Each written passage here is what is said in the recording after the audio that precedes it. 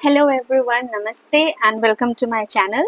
तो आज हम क्या रीडिंग करने वाले हैं? आज हम रीडिंग करेंगे डिवाइन गाइडेंस। ठीक है, आपको क्या करना चाहिए और किन चीज़ों का आपको ध्यान रखना चाहिए। ठीक है, तो मैं 2 पाइल रख देती हूँ आप उस हिसाब से चूज कर लीजिएगा। ठीक है, ओके। सो ये 2 पाइल हैं, pile number 1 and pile number 2। तो जिनको भी ये मोनोलॉजी वाला जो डेक है ये अगर अट्रैक्ट कर रहा है तो आप पाइल नंबर 1 की तरफ जाएंगे। Okay, and keepers of the light, ये डेक जिनको भी अट्रैक्ट कर रहा है वो पाइल नंबर 2 की तरफ जाएंगे। ठीक है, सो मेडिटेट कर लीजिए, फोकस कर लीजिए। आपको जो भी कार्ड अट्रैक्ट कर रहा है, जो भी डेक अट्रैक्ट कर रहा है, उसको आप सिलेक्ट करिए। ठीक है, चलिए अब हम पाइल नंबर 1 से स्टार्ट। इसमें से आपका मास्टर कार्ड निकलेगा एंड में, वो हम एंड में देखेंगे। Thank you universe, thank you divine angels, thank you so much. मेरे पाइल नंबर 1 के लिए रेस्ट ऑफ द जून में क्या गाइडेंस है, रेस्ट ऑफ द जून क्या गाइडेंस है, क्या रहा। Thank you, thank you, thank you.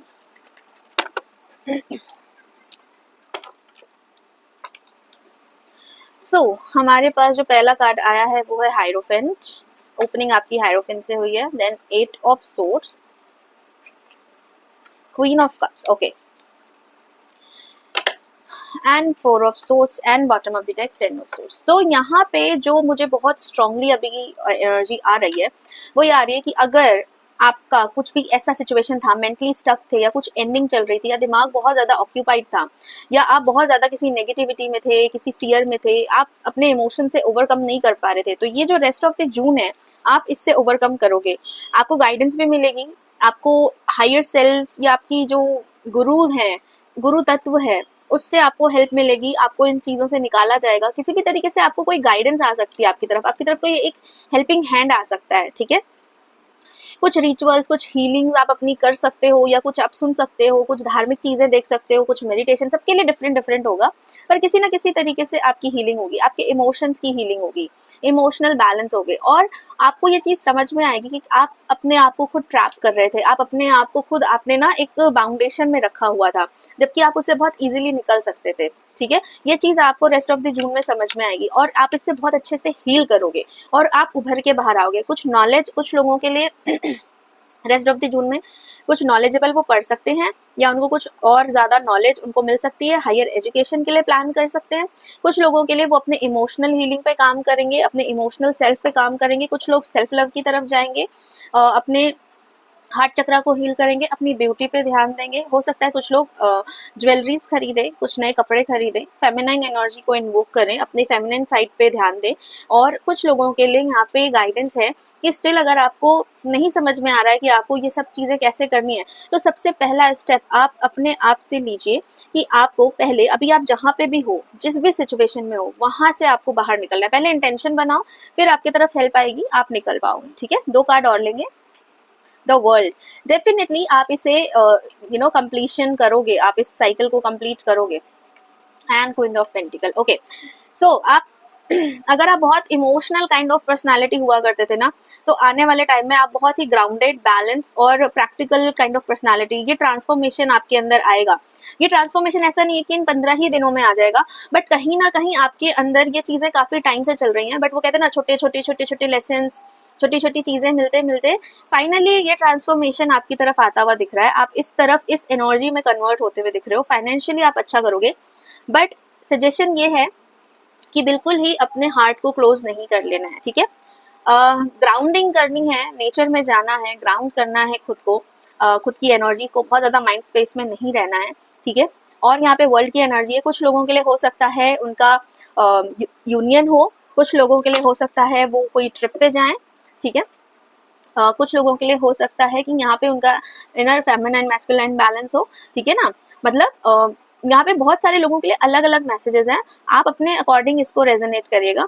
यहाँ पे मुझे कुछ लोगों के लिए ना, अगर शादी रिलेटेड आप देख रहे हो और काफी टाइम से शादी नहीं हो रही है, शादी के लिए काफी डिलेज हो रहे हैं, तो यहाँ पे आने वाले टाइम में, मैं ये नहीं कह रही हूँ इन 15 दिनों में ही, पर कुछ लोगों के लिए हो सकता है मे बी 15 दिन, लेकिन आने वाले टाइम में यहाँ पे शादी फिक्स होते या शादी होते हुए भी दिख रही है। ठीक है, चलिए गाइडेंस देखते हैं, एंजल गाइडेंस क्या है।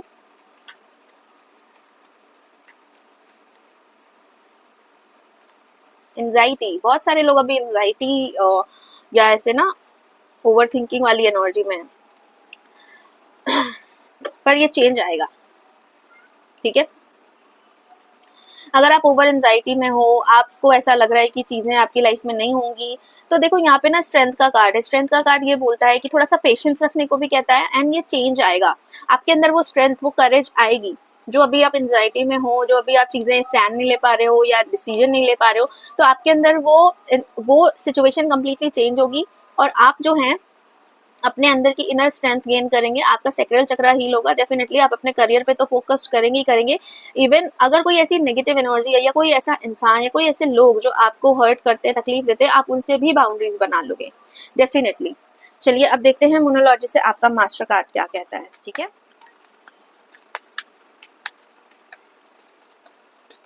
चलिए मास्टर कार्ड निकालते हैं। Thank you universe, thank you so much बाबा जी। One card for my viewers. Expect powerful change. Okay, new moon eclipse. मैंने क्या बोला था यहाँ पे कि चेंज आ रहा है, आपको वो चेंज एक्सपेक्ट करना है और उस चेंज के लिए रेडी होना है। ठीक है, एंजाइटी में नहीं बैठे रहना है कि कुछ चेंज ही नहीं होगा, लाइफ ऐसे ही चली जाएगी। नहीं, चेंज आएगा। बस अपनी एनर्जी को सही जगह लगाओ। गलत लोग जो है या गलत एनर्जीज है या गलत आपका एनवायरमेंट है, तो उसमें वहां पे बाउंड्रीज बनाओ। फोकस करो खुद को। बहुत ज्यादा गिवर हो, अगर बहुत ज्यादा अगर हमेशा ना देना जानते हो और आपको कभी रिसीव नहीं हुआ, रिसीविंग मोड में नहीं रहते हो, तो प्लीज सेल्फ लव पे आओ। अपने आप को वो प्यार दो, अपने आप की वो केयर करो, अपने लिए वो चीजें करो और खुद को ना रिसीविंग मोड में डालो कि अब रिसीव करना है। अब गिव तब करना है जब आपको इक्वल गिव एंड टेक मिलेगा, नहीं तो नहीं करना है। ठीक है, अपनी बाउंड्रीज सेट करो एंड बहुत क्लियर रहो अपने थॉट्स के साथ कि मुझे अगर ये चीज मिली तो ही मैं ये चीज दूंगी, अदरवाइज मैं अपनी एनर्जी को इन्वेस्ट नहीं करूंगी कहीं और। मैं अपने वर्ल्ड का ट्रेडिशनल टैरो में क्या होता है, वर्ल्ड कार्ड एक सर्कल के अंदर एक लेडी होती है, तो अपने आप को प्रोटेक्ट करके रखना है, अपनी बाउंड्रीज को स्ट्रॉन्ग करके रखना है।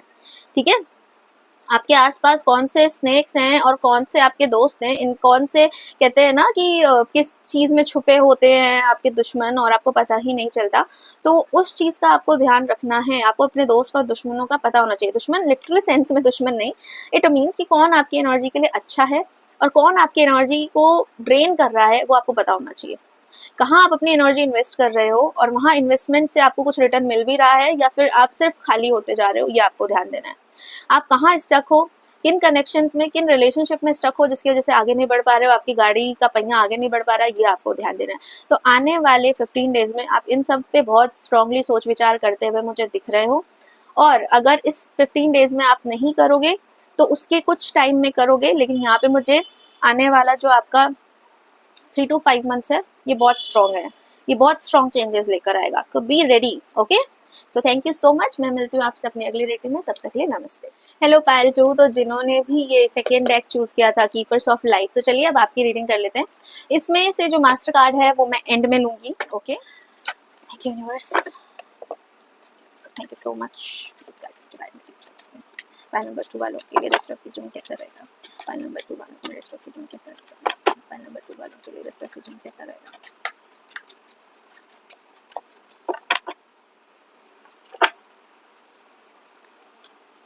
ओके, पेज ऑफ वेंस से स्टार्ट हुई है हमारी reading.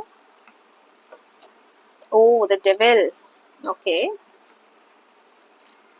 Tower, major major major चीजें चल रही हैं। बॉटम ऑफ द डेक है 9 ऑफ सोर्ड्स। ओके, तो ये जो मुझे ऐसा लग रहा है एक दुविधा में फंसे होगे आप लोग जिन्होंने भी पायल नंबर 2 चूज किया है। डिसीजन नहीं ले पा रहे होगे, समझ नहीं पा रहे होगे, और आपको ऐसा भी लग रहा होगा कि अभी तक आपने जो डिसीजन लिए हैं वो शायद कुछ उतने अच्छे नहीं रहे हैं, या आप हमेशा गलत लोगों में चले जाते हो, गलत जगह चले जाते हो, या जहाँ एनर्जी देते हो वो कुछ गलत ही हो जाता है वहां जाके, इसीलिए कॉन्फिडेंस नहीं आ रहा है आपको।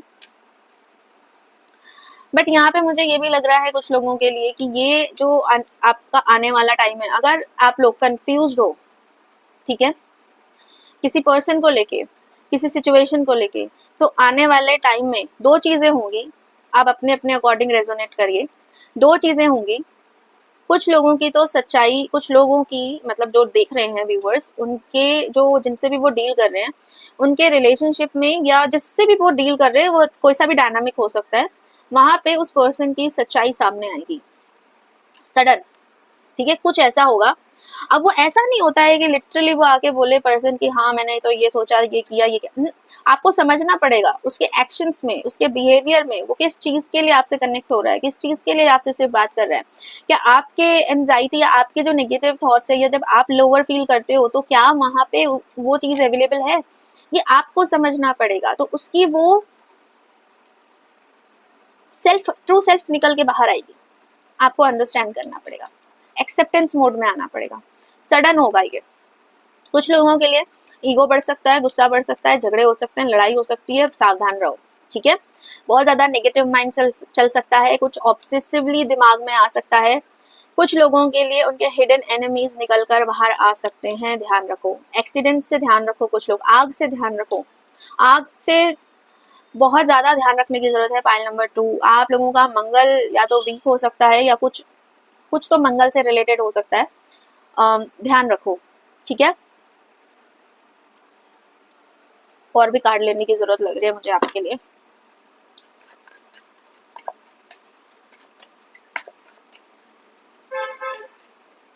सी मैंने क्या बोला, एस ऑफ सोर्स।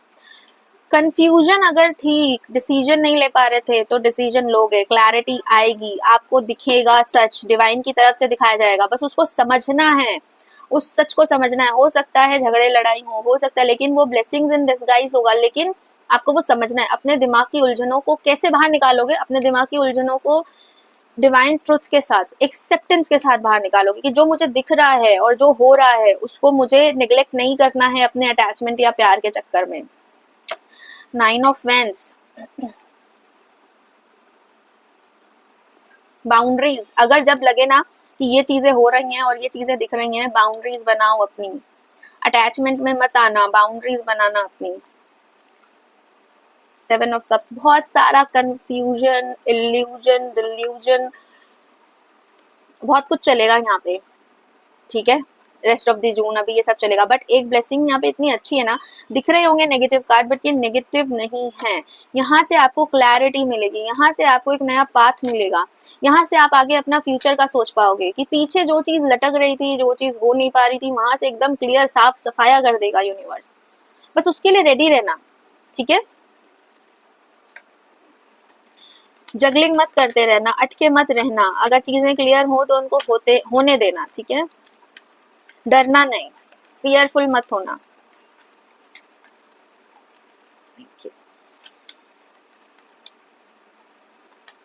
विक्ट्री मैं बोल रही हूँ आपकी विक्ट्री है। ये नेगेटिव नहीं है, ये बहुत ही पॉजिटिव है। ये क्लैरिटी, ये चीजें मिलती नहीं है हर किसी को, ठीक है।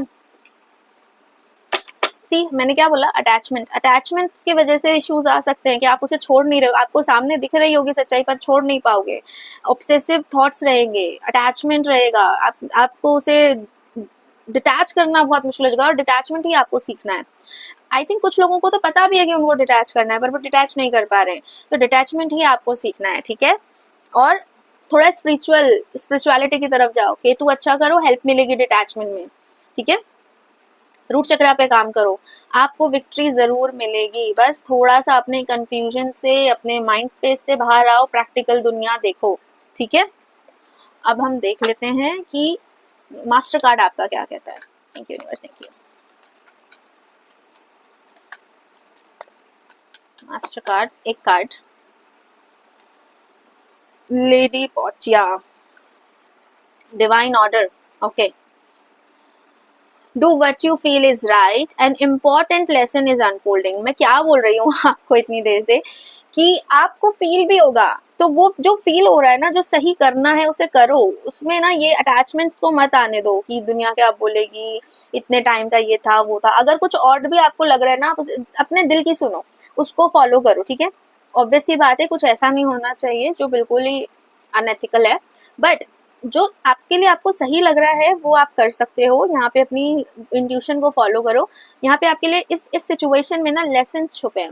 अगर आपको लग रहा है ना, नहीं भगवान ने मेरे साथ ये क्यों किया, इसको ऐसा करना था तो दिया ही क्यों, ये वो, इन क्वेश्चंस में मत पड़ो। It's just your learn your lesson, and move on, आगे बढ़ो, आगे बहुत अच्छी चीजें हैं लाइफ में मैनिफेस्ट करने के लिए। यहाँ से क्या सीखा आपने, यहाँ से क्या लिया आपने, सिर्फ डर को मत ले जाओ कि अरे मेरे को तो धोखा मिला, मेरे को तो ये मिला।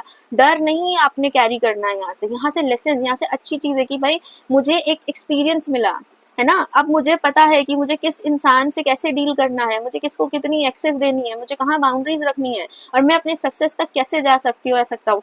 वो चीज को अपनी तिजोरी में डालो और आगे बढ़ो, डर को लेके मत आगे बढ़ो, ठीक है। सो आई होप मेरी ये रीडिंग आपको रेजोनेट हुई होगी। अगर रेजोनेट हुई है तो please like share and subscribe जरूर करें, और मुझे कमेंट में जरूर बताना कि क्या ये आपसे रेजोनेट हुई है, और अगर आपको कुछ और भी टॉपिक्स पे रीडिंग चाहिए तो वो भी आप मुझे सजेस्ट कर सकते हैं। ओके, तो मैं मिलती हूँ आपसे अपनी अगली रीडिंग में। टिल देन बाय, नमस्ते, राधे राधे सभी को।